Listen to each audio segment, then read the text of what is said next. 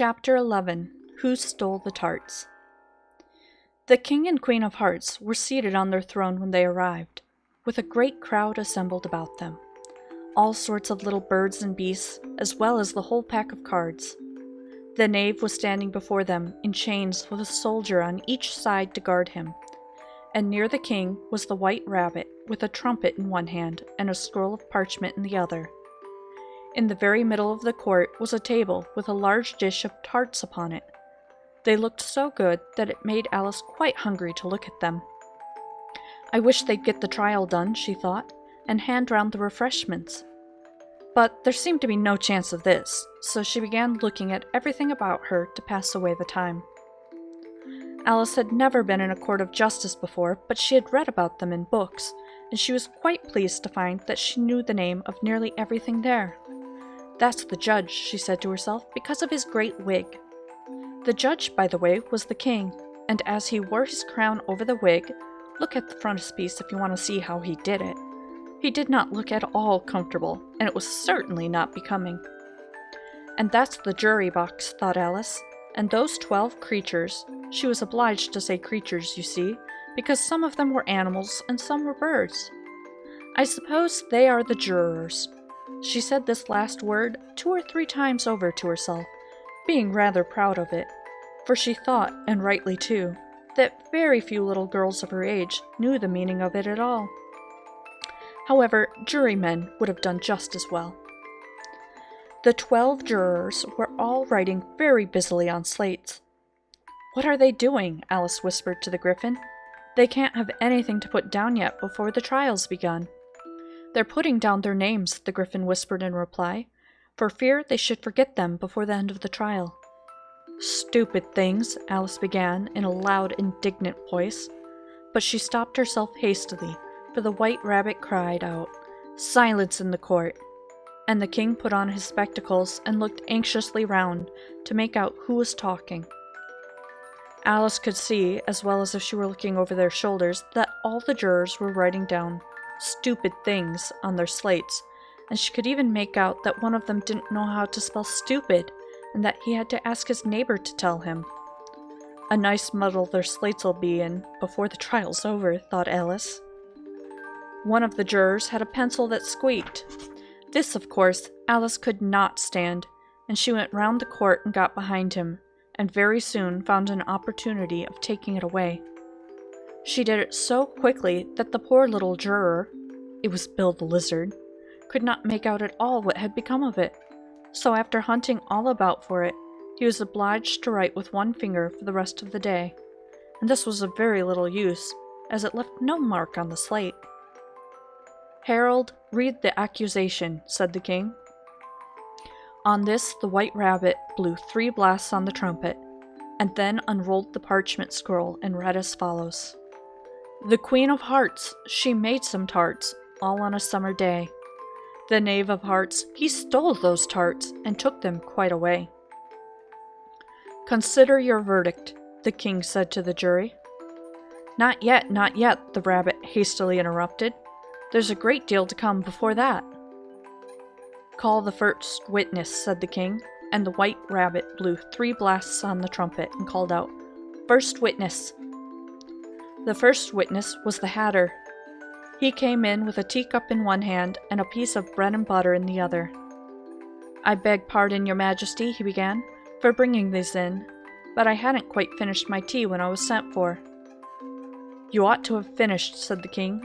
"When did you begin?" The Hatter looked at the March Hare, who had followed him into the court, arm in arm with the Dormouse. 14th of March, I think it was, he said. 15th, said the March Hare. 16th, said the Dormouse.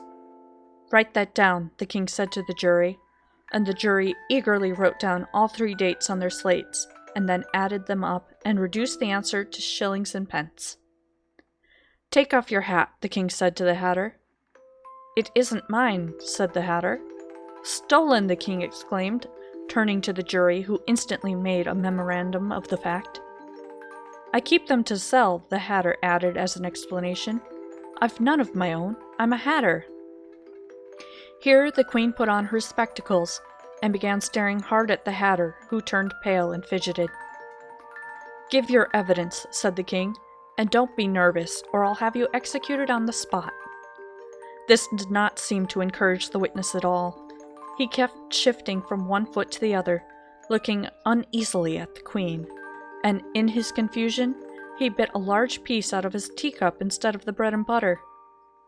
Just at this moment, Alice felt a very curious sensation, which puzzled her a great deal until she made out what it was. She was beginning to grow larger again, and she thought at first she would get up and leave the court. But on second thoughts, she decided to remain where she was as long as there was room for her. "I wish you wouldn't squeeze so," said the Dormouse, who was sitting next to her. "I can hardly breathe." "I can't help it," said Alice very meekly. "I'm growing." "You've no right to grow here," said the Dormouse. "Don't talk nonsense," said Alice more boldly. "You know you're growing too." "Yes, but I grow at a reasonable pace," said the Dormouse, "not in that ridiculous fashion." And he got up very sulkily and crossed over to the other side of the court. All this time, the queen had never left off staring at the Hatter, and just as the Dormouse crossed the court, she said to one of the officers of the court, "Bring me the list of the singers in the last concert," on which the wretched Hatter trembled so that he took off both his shoes. "Give your evidence," the king repeated angrily, "or I'll have you executed, whether you're nervous or not." "I'm a poor man, your majesty," the Hatter began in a trembling voice, "and I hadn't begun my tea, not above a week or so, and what with the bread and butter getting so thin, on the twinkling of the tea—" "The twinkling of what?" said the king. "It began with the tea," the Hatter replied. "Of course twinkling begins with a T," said the king sharply. "Do you take me for a dunce? Go on." "I'm a poor man," the Hatter went on, "and most things twinkled after that. Only the March Hare said—" "I didn't," the March Hare interrupted in a great hurry. "You did," said the Hatter. "I deny it," said the March Hare. "He denies it," said the king. "Leave out that part." "Well, at any rate, the Dormouse said," the Hatter went on, looking anxiously round to see if he would deny it too. But the Dormouse denied nothing, being fast asleep. "After that," continued the Hatter, "I cut some more bread and butter." "But what did the Dormouse say?" one of the jury asked. "That I can't remember," said the Hatter. "You must remember," remarked the king, "or I'll have you executed." The miserable Hatter dropped his teacup and bread and butter, and went down on one knee. "I'm a poor man, your majesty," he began. "You're a very poor speaker," said the king. Here one of the guinea pigs cheered, and was immediately suppressed by the officers of the court. As that is rather a hard word, I will just explain to you how it was done. They had a large canvas bag, which tied up at the mouth with strings. Into this they slipped the guinea pig, head first, and then sat upon it. "I'm glad I've seen that done," thought Alice. "I've so often read in the newspapers at the end of trials. There was some attempt at applause, which was immediately suppressed by the officers of the court, and I never understood what it meant till now." "If that's all you know about it, you may stand down," continued the king. "I can't go no lower," said the Hatter. "I'm on the floor as it is." "Then you may sit down," the king replied. Here the other guinea pig cheered and was suppressed. "Come, that finishes the guinea pigs," thought Alice. "Now we shall get on better." "I'd rather finish my tea," said the Hatter with an anxious look at the queen, who was reading the list of singers. "You may go," said the king, and the Hatter hurriedly left the court without even waiting to put his shoes on. "And just take his head off outside," the queen added to one of the officers, but the Hatter was already out of sight before the officer could get to the door. "Call the next witness," said the king. The next witness was the Duchess's cook. She carried the pepper box in her hand, and Alice guessed who it was even before she got into the court, by the way the people near the door began sneezing all at once. "Give your evidence," said the king. "Shan't," said the cook. The king looked anxiously at the White Rabbit, who said in a low voice, "Your Majesty must cross-examine this witness." Well, if I must, I must, the king said, with a melancholy air, and after folding his arms and frowning at the cook till his eyes were nearly out of sight, he said in a deep voice, "What are tarts made of?" "Pepper, mostly," said the cook. "Treacle," said a sleepy voice behind her. "Collar that dormouse," the queen shrieked out. "Behead that dormouse. Turn that dormouse out of court. Suppress him. Pinch him.